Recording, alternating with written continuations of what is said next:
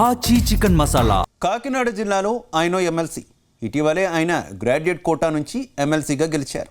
ప్రస్తుతం ఆయనకు 34 నియోజకవర్గాల్లో ప్రోటోకాల్ దొరుకుతుంది. అయినా ఆ నేత మాత్రం ఆ 2 నియోజకవర్గాల్లోనే తిరుగుతున్నారా? ఆ ఇద్దరు ఎమ్మెల్యేలకు పక్కలో బల్లెంలా తయారయ్యారా? ఎవరా ఎమ్మెల్సీ? తలలు పట్టుకుంటున్న ఆ ఎమ్మెల్యేలు ఎవరు తెలియాలంటే లెట్స్ వాచ్ ది స్టోరీ.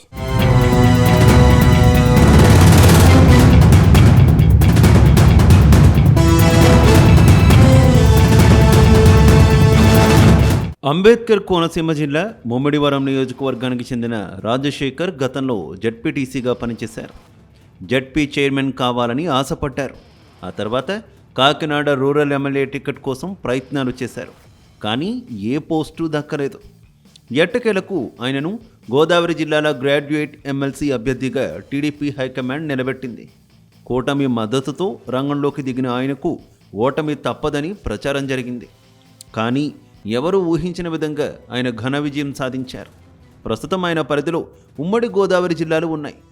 తూర్పు గోదావరి జిల్లాలో 19 నియోజకవర్గాలు ఉన్నాయి. అటు పశ్చిమ గోదావరి జిల్లాలో 15 నియోజకవర్గాలు ఉన్నాయి. ఇలా మొత్తం 34 అసెంబ్లీ నియోజకవర్గాలు ఉన్నాయి. కానీ ఆయన ఎప్పుడూ అక్కడ పర్యటించిన దాఖలాలు లేవని అంటున్నారు.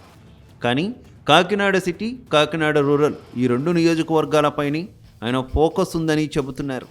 చివరికి తమ సొంత నియోజకవర్గం పక్కనే ఉన్న ముమ్మిడివరం కూడా వెళ్లడం లేదని తెలుగు తమ్ముళ్ళు చెవులు కొరుక్కుంటున్నారు. ఆ రెండింటిపైనే ఆయనకు ఎందుకంత మక్కువ అని ఆ 2 నియోజకవర్గాలకు చెందిన ఎమ్మెల్యేల అనుచరులు గుసగుసలాడుతున్నారు.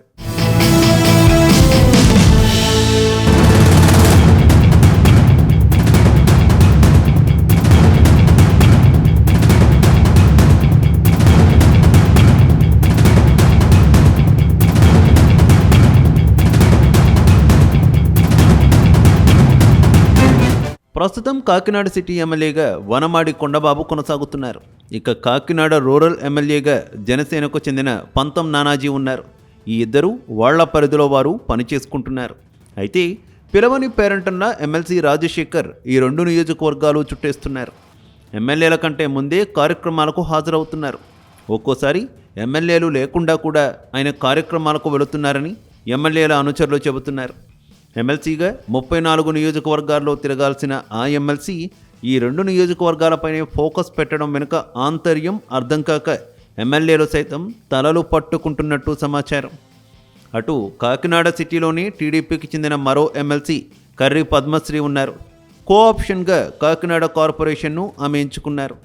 కార్పొరేషన్ పరిధిలోకి వచ్చే రూరల్లోనూ ఆమె తిరుగుతున్నారు. కానీ ఎక్కడ ఎమ్మెల్యేలకు పోటీ కావడం లేదు. కానీ సిటీ ఎమ్మెల్యే కొండబాబుది ఆమెది ఒకే సామాజిక వర్గం కావడంతో కొండబాబు ఆమెను అనగదొక్కేందుకు మరో ఎమ్మెల్సీ రాజశేఖర్ను తెరపైకి తెచ్చినట్టు సమాచారం. ఇప్పుడు అదే ఆయనకు తలనొప్పిగా మారిందని సిటీలో talk. MLC Karri Padmasri, MLA కొండబాబును కూడా రాజశేఖర్ డామినేట్ చేస్తున్నట్టు పార్టీ వర్గాలు సైతం వెల్లడిస్తున్నాయి. రాజశేఖర్ వ్యవహార శైలిపై ఇప్పటికే పార్టీ అధిష్టానానికి ఫిర్యాదులు వెళ్ళినట్టు ప్రచారం జరుగుతోంది.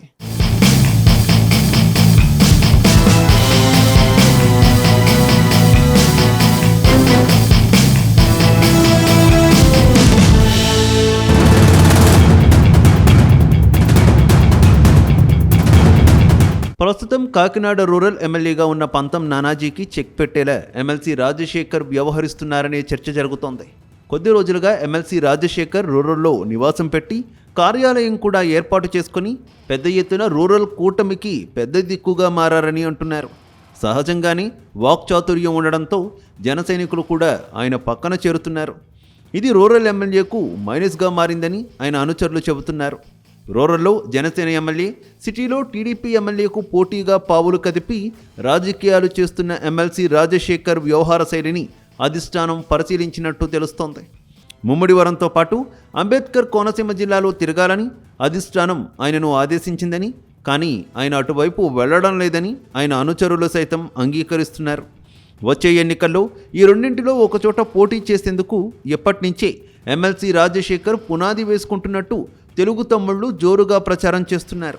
ఓ ఎమ్మెల్సీని అడ్డుకునేందుకు ఈ ఎమ్మెల్సీని తెరపైకి తెచ్చిన కాకినాడ సిటీ ఎమ్మెల్యే పరిస్థితి రెంటికి చెడ్డ రేవడిలా తయారైనట్లుందని నగరంలో తెలుగు తమ్ముళ్ళు చర్చించుకుంటున్నారు.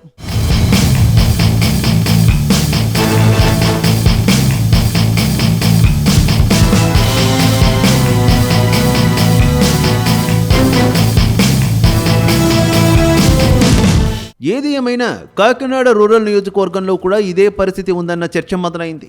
అటు జనసేన ఎమ్మెల్యేతో పాటు ఇటు టీడీపీ ఇన్ఛార్జ్కు ఆయన గండి కొడుతున్నారని రెండు పార్టీల నాయకులు అంగీకరిస్తున్నారు. గతంలో రూరల్ టీడీపీ ఇన్ఛార్జ్ సీటుపై కన్నేయడంతో ఈసారి ఎమ్మెల్సీగా ఇక్కడ పాతుకుపోయి వచ్చే ఎన్నికల్లో ఎమ్మెల్యేగా సీటు తెచ్చుకునే పనిలో రాజశేఖర్ తిరుగుతున్నారని ఇక్కడి నాయకులు చెబుతున్నారు.